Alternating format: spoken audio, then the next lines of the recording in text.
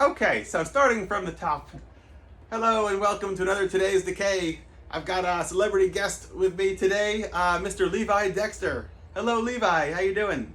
Uh, Good. How are you? It's good to be with you. All right. Yeah, great to see you. So what we're doing here is we celebrate daily births and beginnings of everything important since the dawn of time. So if some writer or artist or musician was born on this day, or a record was released, you name it, those sort of things. So Right. I'm very happy to have you on, even though it's not your birthday, but it's some people you know's birthday. So Yeah. on this day in 1878, Lord Dunsany was born, who is a writer of weird fiction that I particularly like. In 1942, Heinz Bert was born, bass player of the Tornadoes, and went on to do a solo career. Um, I'm really into his solo stuff. Were you ever able to meet him? I never actually met him, but when I moved to Essex when I was like 17, just starting to be a teddy boy, I went to one of those revival shows, we'll call it back then. Uh huh. It had Wee Willie Have and Billy Fury and Hines on it. And I got to see him live, and it was it was very interesting. He's quite a clown, really, on stage, particularly in the 70s, I guess. At one point, he had a fight on stage where he smashed his guitar over one of the players in the band. And then later, I noticed that it had a hinge on it, and he snapped the hinge back, for the next gig or whatever. Wow. So I thought that was funny. And then there, it was a theatre, the Cliff Pavilion Theatre, and it was a sit-down thing, and no dancing was allowed. It was quite normal there. Mm-hmm. So um, at the end of the show, they play Telstar, and he takes off his guitar and waves to everybody goodbye, and then he goes off the stage and out the stage door, and he runs around to the front of the theatre, and he puts on a teddy boy draped in a black wig, and then he runs past the ticket booth without saying anything, and into the theatre and down to the front of the stage and starts bopping.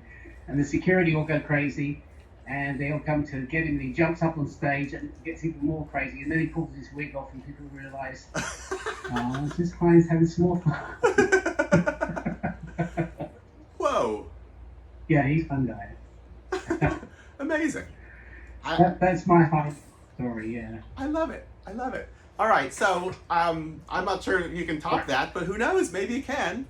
Because also on this day, in 1945, Lee Black Childers was born. That was the main reason I thought to reach out to you. Um, are you still there? Oh, you lost me. Oh yeah, no, I'm here. All right, okay. We're gonna stick with it. We're not gonna do a take three. Yeah. Um, yeah, Lee Black Childers was born on this day in 1945, and I know. It's Childers. Oh, am I saying it wrong? Oh, okay. Yeah, Childers. I grew up reading comic books. That's And okay. I grew up reading comic books, and so when I would read something and pronounce it wrong, there was nobody to correct me because it was just all in my head. So for many years, Oh, yeah. I thought Galactus was omnipotent, which is not the case. He's omnipotent. So it's Bramble. Oh, that Galactus, I always thought he was omnipotent, as opposed to omnipotent, and there was nobody to correct me because I wasn't saying this to anybody. Oh, So okay. yeah, all right. Anyway, so Yeah. Lee was born on this day in '45, and I know he started here in New York with New York Dolls and the Andy Warhol Factory World, and then he made his way to England, Yeah. maybe with the New York Dolls. I mean, and eventually met you. So please tell me what you got on Lee. He's got his history goes way back. So he worked with Bowie during Diamond Dogs, and if you get Gatefold album that that opens up like a Gatefold album, the inside cover that's like Metropolis, like the Earth after the bomb or whatever. Lee did that inside cover, which is quite a claim to fame that he never really shouts about. Wow. Yeah, he did. Another thing is, before that, he worked with Mott the Hoople. I think was on like a road manager with them. And there's a great story where they had a tour. It was like 60-day tour, and it was like 40 dates. And every time they paid a stadium, the money was in cash. It went in a suitcase. And sure enough, they had one gig left to do, and the suitcase got stolen. Whoa. So the band, who all English, and said, and it was like, I think Christmas Day, I think was the final gig, right? So they said, no, we just want to go home, man. We're broke. There's nothing in it, we just want to get home to our families. And Lee did what he normally does, the big speech about, you have to do it. It's rock and roll. You can't let the fans down, and the stadium people down, and the hot dog lady down, and the peanuts guy down, and pushed them until they said, okay, already, we'll do the last gig. So they did the last gig, which was actually the best gig of the whole tour, of course. And on the way back, they wrote a song called All the Way to Memphis. And that was, if you get the best of Mott the Hoople and you flip it over, it says All the Way to Memphis, dedicated to the wet children. And that's the story behind it. And because Memphis was the last group on that tour. Amazing. Yeah. So he was a very cool guy, and and he was around with Warhol and the Dolls and all that kind of stuff, but he really got involved with Heartbreakers and Johnny Thunders. Uh-huh.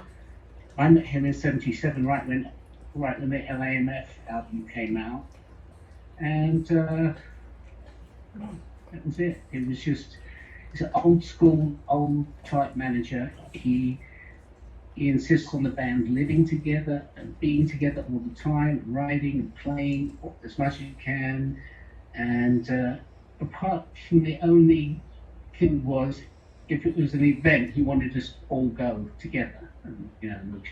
But apart from that, that's all we had to do, and he did everything. He booked the gigs, he did the flights, he did the hotels, or where we're going to stay, or how we're going to get to the next place. And there was no pattern to it. It was wherever Lee says we're going is where we go. And we just were like pirates, just going from one place to the next, backwards and forwards, from LA to New York to England, and then back to LA. Amazing. So it's good. And then when Levi and the Rockettes broke up, and the Ripcords, so Levi Dexter and the Ripcords after that, Lee basically, I stayed with Lee on the West Coast, and the Rockettes went back to the East Coast and did the Rockettes thing that they did, and I stayed in Greenwood and did my thing. But again, that triangle or whatever of London, New York, LA, London, New York, LA, and so he was managed all that until '82, and then when the Ripcords broke up, he just said, "Okay, I don't want to take a break." Basically, done it solid for '77. And so he just 5 years ago, he said, "I need to just chill." But a great manager who really puts himself out. He's quirky and eccentric, and not what everybody would want as a manager. But I had total faith. He was like a father figure. Basically, I didn't have a father growing up, so when I met him, it was like, most advice, not just music and rock and roll and the business, but anything. He was, me and Smut particularly, he was like our dad. And, we always had faith that, the hotel, the rent would get paid, and there would be food, and we'd be able to get to the next place somehow. You know what I mean? and it was tough. I came to America in '78, so it was there was no computer and cell phone and all that, Sure. and it was it was tough. I mean, it was tough, but not as far as what we did. Hmm. But there wasn't, you know, you had to live on it. Basically, you played Friday and Saturday, and that had to make enough for everybody to live until the next weekend, and maybe do one gig out of Hollywood on the weekdays. Yeah. And we were always cool, and he got us, you know. The only thing he couldn't do was get us signed, and that was the thing. But it was, again, that was early days, and the record business was pretty much. I mean, they would say to me things like, "We love you, but if only you didn't do that kind of music." And Wow. I was like, "Well, I'm not. This is what I do, And I remember one executive. I said, show some respect. Just because I play rock and roll or rockabilly or whatever, I said, you wouldn't say that to B.B. King. You know what I mean? Right. I've done it 40 years, even, or whatever, not back then. But basically, I was representing rockabilly. It was like, no, I'm not going to change. And, multiple times I was asked to get rid of the band and get some other, geek players, with flares and bubble haircuts. And I was like, no, I'm not going to do it. Right. Not even if it's that big break. That's not what I'm here for. Yeah. Yeah. This is what I do. And rock and roll is an art form. And you can't, it's kind of like you either take it and put it out, but if you, unless it's a mold fake thing, and I'm not a molded fake thing, so it's like being a blues artist or a jazz artist. And I want rock and roll, rockabilly, psychobilly, neo rockabilly, everything. I want respect for it. It's time, and not just you and me types, but in the industry, to get some respect. And in America, it's been the American Poetry Awards, which is really nice, which represents in its categories, along with urban, not urban, what do they call it, outlaw country and rockabilly, and all the things that don't get represented. Yeah. Bill Watson has a American Poetry Awards, and it's great. I got nominated twice. I didn't win, but but again, online is what it is. Personally, I think it should be peers picking who wins. Uh-huh. But it's nice that at least rockabilly is represented some way. For decades, it really irritated me that blues people never mention rockabilly, even though rockabilly is basically blues for Sure. white people. Yep. Country people, they don't represent it because it represents the old hillbilly. Or are you still there? Oh, yeah. Yeah. Yeah. I'm here. Or it represents black music. So the country people don't touch it, and then the rock pop people just want nothing to do with it.